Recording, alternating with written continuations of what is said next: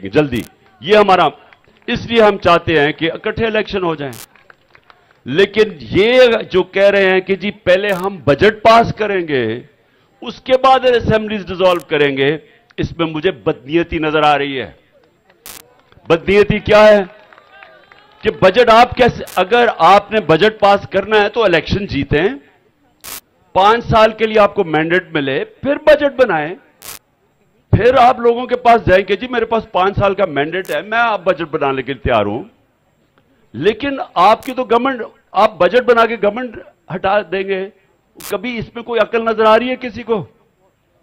यानी आपके पास मैंडेट ही नहीं है बजट बनाने का, क्योंकि आपका बजट कोई और उसका बोझ उठाएगा। इसलिए जिसने भी बजट बनाना है उसको पहले इलेक्शन लड़ना चाहिए, इलेक्शन जीत के आना चाहिए, और वो ही असल बजट होगा, क्योंकि वो बजट पर सोच समझ के बताएगा कि उसे 5 साल अवाम का सामना करना पड़ना है, वो बजट बनाएगा। तो ये हमारे से बदनीयती ना करेंगे, बजट के बाद हम असेंबलीज डिसॉल्व करेंगे, क्योंकि ये हमें कबूल नहीं है।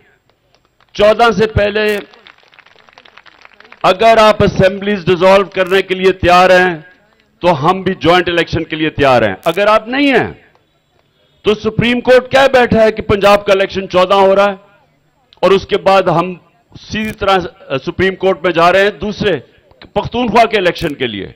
तो हम फिर अपने 2 सूबों में इलेक्शन करवा लेंगे, क्योंकि सुप्रीम कोर्ट ने कहा है, आइन ये कहता है कि 90 दिन में होना चाहिए, ये हमारा राइट है, ये आइन भी कहता है। तो इसलिए अगर ये आपको कबूल नहीं है अपनी असेंबलीज डिसॉल्व करने की 14 से पहले, हम दोनों अपने सूबों के अंदर इलेक्शन करवाएंगे। पंजाब में तो डेट दे चुका है सुप्रीम कोर्ट। आखिर